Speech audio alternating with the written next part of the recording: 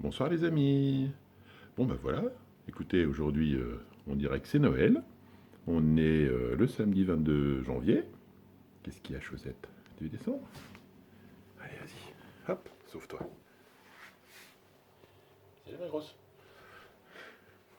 Donc je disais, nous sommes le samedi 22 janvier et je viens de recevoir un gros colis.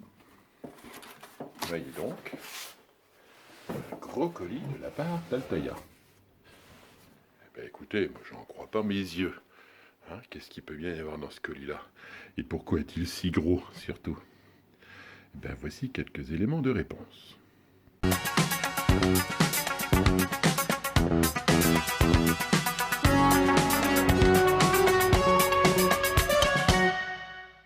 Alors, je vous disais que j'avais reçu un gros carton de chez Altaïa. Comme vous pouvez voir, c'est quand même un carton qu'on n'a pas eu l'occasion de voir jusque-là. Donc on va faire un petit peu le déballage, parce qu'il y a dedans des choses qui sont franchement sympathiques, je vous jure. À l'intérieur de ce carton, un gros carton encore, et puis, évidemment, comme c'est le 15e épisode, et ben, aujourd'hui, ça vaut le coup, vous allez voir. Alors, un petit coup d'œil sur tout ce qu'il y a sur la table. Donc, vous allez voir qu'ici, il y a quand même du beau monde. Depuis le fascicule 66 jusqu'au fascicule 71. Alors, qu'est-ce qu'on va bien avoir à l'intérieur de cette superbe boîte? Alors, cette superbe boîte, eh bien, c'est le fascicule 60... non, même pas 67, je ne sais plus trop lequel. Hein, mais c'est un des fascicules les plus intéressants qui soit dans la collection complète. Et vous allez voir donc pourquoi. Allez, je l'ouvre. Je ne fais pas poireauter plus longtemps que ça. Regardez un petit peu ce qui s'y trouve. Et faites-moi donc des gros yeux. Voici, voilà.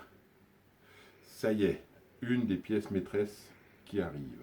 Alors je suis assez content parce que je pensais avec Altaïa être servi le dernier, hein, puisque moi je ne paye pas la collection, hein, pour la bonne et simple raison que c'est mon véhicule qui a servi de base pour le scan. Mais c'est vrai qu'aujourd'hui je suis assez content, hein, quand même, assez surpris de recevoir ça. On va presque lire en avant-première, puisque les quelques jours qui ont précédé, on a vu quelques petites fuites concernant ce qui allait être dans le dernier numéro, mais pas les 5 numéros à la suite. Alors, dans le dernier numéro, nous avons reçu l'intérieur du coffre, ce qui fait que on a pensé raisonnablement que il y allait y avoir tout l'arrière de la voiture. Eh ben non, c'est pas la direction que l'on prend. Sur les prochains numéros donc, du 15e, du 16e envoi, eh bien nous allons avoir la portière, une des portières. Nous allons avoir aussi deux portières extérieures en métal et une vitre. Ce qui, j'avoue, n'est quand même pas rien. Alors on va démonter un petit peu tout ça, on va sortir les éléments. Alors on va pas faire le montage, hein, évidemment. Le montage, ça n'a pas trop d'intérêt. Hein. Les fascicules sont là pour, et puis je pense qu'ils sont quand même relativement bien expliqués. Mais on va faire un petit déballage de chacun de ces éléments-là pour montrer ce qu'il y a là-dedans. Et un petit tour d'horizon sur la qualité, tout simplement, de la collection. Tout de suite, je t'ai fait ça parce que vous l'avez découvert, hein, on n'est quand même plus à Noël. Nous commençons déjà par le numéro 66, petit tour d'horizon du numéro 66. Alors vous le voyez, le 66, on va voir, comme c'était prévu, hein, et ça fuitait déjà depuis quelques temps, parce que les Espagnols ont un petit peu plus de... Enfin, pas forcément d'avance, mais au niveau du numéro, oui.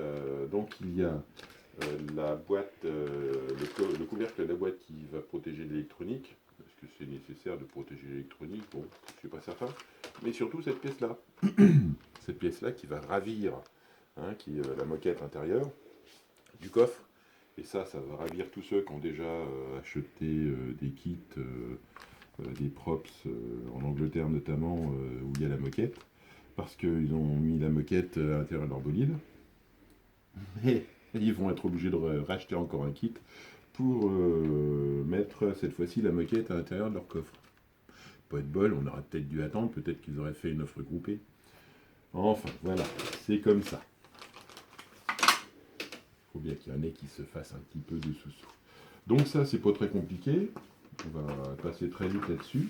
Pas trop de choses intéressantes, puisque je vois très bien que vous frissonnez à l'idée de voir ce qui se cache dans le prochain. Voilà. Donc le numéro 67. Alors le numéro 67, eh bien c'est la petite... c'est pas le châssis, la coque autoporteuse du véhicule. Donc j'avoue qu'elle est quand même relativement chouette. En métal, bien sûr. Hein, on l'a pesée ce matin, elle faisait combien 800, ouais, 800 grammes. C'est pas mal, hein, quand même. Merci Delphine, qui est derrière la caméra, de me le rappeler. Donc il n'y a que la coque autoporteuse. Alors évidemment, vous allez remarquer facilement ici qu'il y a des trous dans une partie qui est censée être ne pas en avoir des trous. Mais c'est parce que à l'extérieur, donc il va y avoir l'aile et une partie qui passe ici. J'espère que ce sera quand même du métal et pas que du plastique, hein, parce que là pour l'instant, c'est plutôt censé être. C'était quand même pas mal. Mais quand j'ai vu ça, je me suis dit quand même un trou, un endroit où c'est longtemps se peut plier, bof, pas top. Mais non, il va certainement y avoir quand même quelque chose par-dessus. Et pour assurer aussi les personnes concernant le T-top, eh bien, a priori, le T-top, il n'y aura pas de montant ici. En tout cas, il n'y aura pas besoin de faire des coupes franches pour bidouiller ça un petit peu plus tard. Ça, c'est bien. Donc, ça m'a l'air d'être quand même assez solide.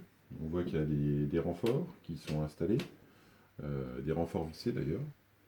Donc, je pense pas qu'il soit nécessaire de les démonter. On verra bien à l'usage, hein, de toute façon. Passons sur le reste, parce que là, il y a encore pas mal de choses à dire. Donc ça, c'était le 67. Maintenant, passons au 68, vite fait. Alors le 68, vous verrez qu'il y a ceci. Voici une des portières. On va essayer d'éviter de perdre les vis. Ce serait un petit peu dommage. Même si on en a quand même largement assez. Alors, quelques choses à dire concernant ce morceau. Ce morceau qui doit bien peser dans les 200 grammes. Ou 250 grammes, hein, je pense, qui est bien en métal, ça, il n'y a pas de souci. Qui est, ma foi, j'ai l'impression de bonne facture. Chose intéressante à signaler, c'est que dans le fascicule d'après, il y aura ce qu'il faut pour positionner ça sur la voiture. Bon sens que ça va être chouette. Mazette. Voilà. Avec ceci est livrée la petite poignée, ça n'y a pas de problème, qui est en plastique, elle. On peut voir qu'il parle d'ores et déjà d'un système ici de loquet dans l'encoche de la portière, donc ça signifie que la portière va quand même se verrouiller. Alors elle ne sera pas manipulée, elle ne sera pas ouvrante avec le dispositif, hein. Ça va certainement être un système clic-clac comme ça, avec une espèce de petite bille, certainement. Elle ne sera pas manipulée, elle ne sera pas commandée avec la poignée, mais c'est pas grave, elle a quand même l'intérêt d'être faite et d'être ouvrante et un petit peu verrouillable. Je peux quand même déplorer que le rétroviseur, qui est assez joli, soit qu'en plastique. Bon, mais ça donnera quand même quelque chose d'assez joli, je pense. Bon. À la fois, une petite vis et c'est fait. Voilà. Bon, ce sera pas mal. Mais ce n'est que du plastique, donc quand même assez fragile. Et la vitre, le rétroviseur, hein, je vais pas sortir pour autant, qui, ma foi, a l'air quand même pas mal. Qui est en plastique chromé. Okay, donc voilà, ma foi, pour cette partie-là. On va regarder la partie 69. La partie 69 est assez sympathique parce que à l'intérieur, il y a quelque chose qui me posait question. Déjà, au niveau de la porte, il y a ces deux pièces-là qui sont sympathiques au niveau de la portière. Donc la vitre, qui est en plastique, évidemment, c'est tout, qui viendra se fixer vers l'intérieur, donc de façon assez simple, à ma foi. On montrera ça, puis on fera une petite... Voilà. Mais ce que on ne nous dit pas encore trop, c'est où va se loger cette petite pièce-là qui m'a l'air fixée avec un engrenage. Et bien en fait, en tout cas à quoi elle doit servir, et bien je pense que on peut le dire aujourd'hui, la vitre va être ouvrante. Alors, pas sûr qu'elle s'ouvre en entier, je vous dirai ça un petit peu plus tard quand je l'aurai montée. Mais c'est quand même une bonne nouvelle. J'ai craint pendant un moment que la vitre soit fixe. Donc c'est quand même un avantage. Ensuite, vous avez le système de charnière de la portière qui se met ici facilement et qui est en métal aussi. Donc la charnière est en métal. Je préfère ça à du plastique. Pour une raison évidente de solidité. Voilà. Passons au numéro 70, petite présentation rapide. Là, le numéro 70, franchement, moi je suis comme un gamin, parce que je me faisais aussi pas mal d'idées.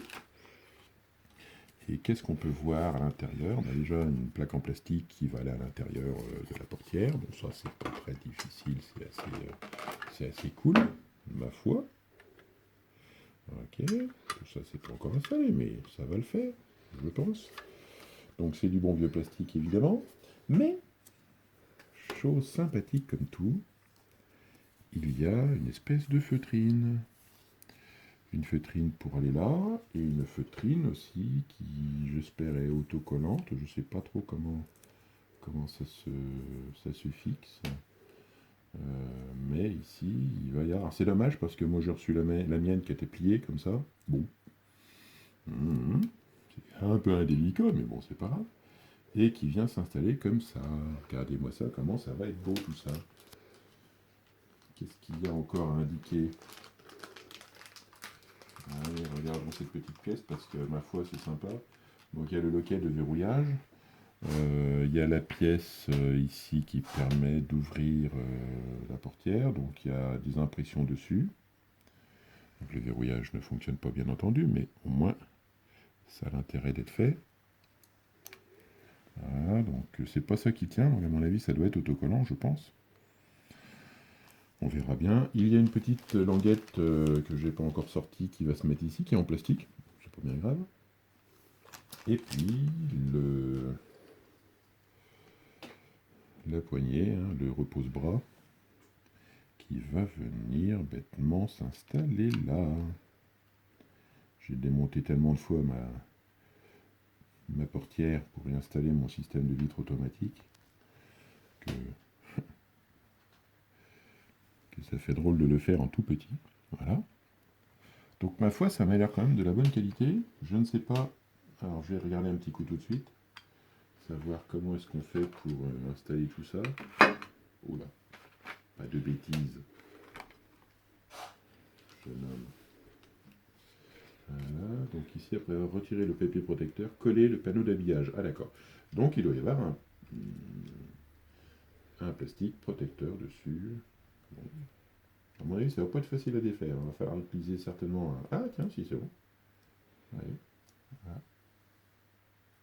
Donc le papier protecteur, il est là. Ok, il n'y a pas de souci.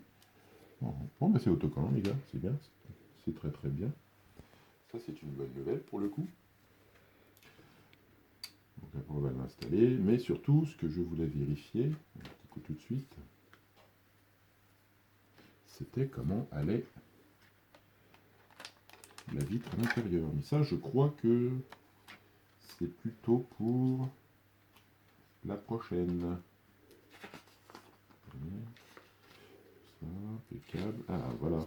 Là, il y a le dispositif qui doit aller à l'intérieur. Alors, ça se montera certainement plus facilement tout à l'heure. Mais ça, on a l'impression que ça peut se monter. Ah, ouais. Est-ce que ce sera ouvrant en entier ou pas? Je vous montrerai ça un petit peu plus tard. Voilà, voilà, voilà. Bon, en tout cas, c'est une bonne nouvelle, cette histoire. Donc voilà pour ce numéro. Je vais voir que la portière sera finie à la fin de ce numéro 70. Il n'y aura plus qu'à l'installer sur le châssis. C'est cool, ma foi. Et enfin, le numéro 71, et bien le 71, c'est l'autre portière. Donc on va commencer la portière du côté passager. Donc on y est pour un petit bout de temps, les amis. Le mois prochain, on sait qu'on terminera ceci. Alors pour ceux qui ont envie de voir un petit peu plus loin, on va enfin pouvoir mettre le capot et voir à quoi ça ressemble. C'est cool. Voilà les copains, donc c'était juste une petite présentation pour vous faire saliver, en tout cas ceux qui n'ont pas encore reçu le colis. Moi c'est vrai que ce matin j'étais comme un gamin, comme un gosse, tiens, le facteur, ah non, c'est colis privé. Bon sens que c'était cool. Alors on a attendu un petit peu plus longtemps. On a enfin reçu, on va pas bouder son plaisir et on va essayer d'installer tout ça. A bientôt les amis, bon courage!